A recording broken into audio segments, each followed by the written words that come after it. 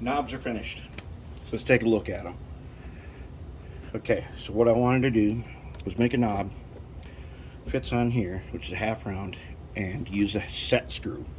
So what I did was I laser cut a bunch of circles with, this is quarter inch hole, and a cap.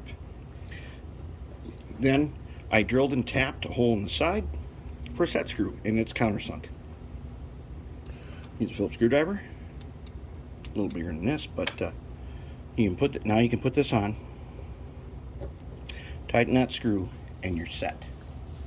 Also, as you can see, they go to 11, and that was the goal. Turned out very nice.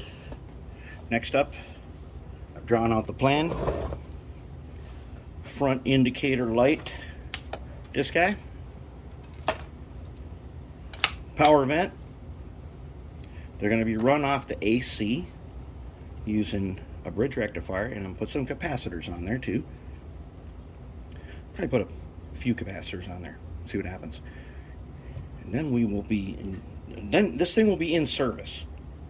Then we'll clean up the case and screw it together, and that'll be that. We're in really good shape right now.